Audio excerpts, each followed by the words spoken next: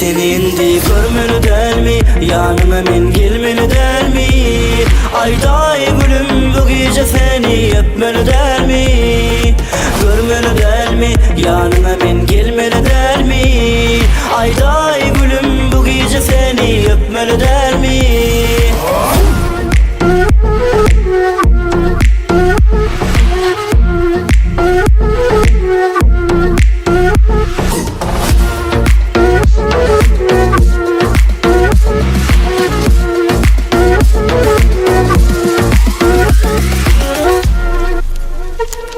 Nedetmeyde bollu besser, süyüşü sözüne başım ayladım.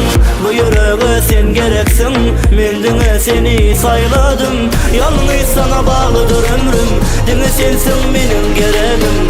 Bu yüreğim bir sendin yer, bu gece seni öpmeli dermi? Seni indi görmeli dermi, yanına men gelmeli dermi? Ayday gülüm bu gece seni öpmeli dermi? Görmeli dermi, yanıma men gelmeli dermi? Ayday gülüm bu gece seni öpmeli dermi?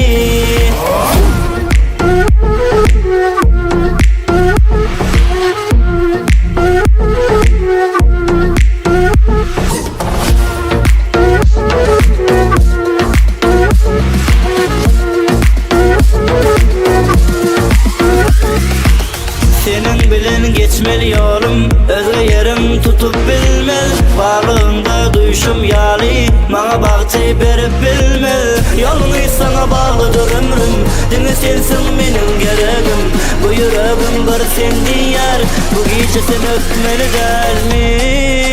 Seni indi görmeli dermi, yanına men gelmeli dermi? Ayday gülüm bu gece seni öpmeli dermi? Görmeli dermi, yanına men gelmeli dermi? Ayday gülüm bu gece seni öpmeli dermi?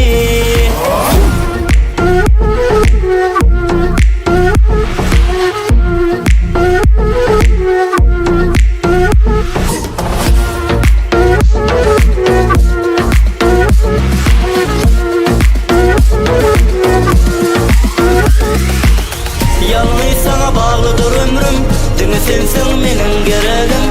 Bu yüreğim bir sendin yer, bu gece seni öpmeli dermi?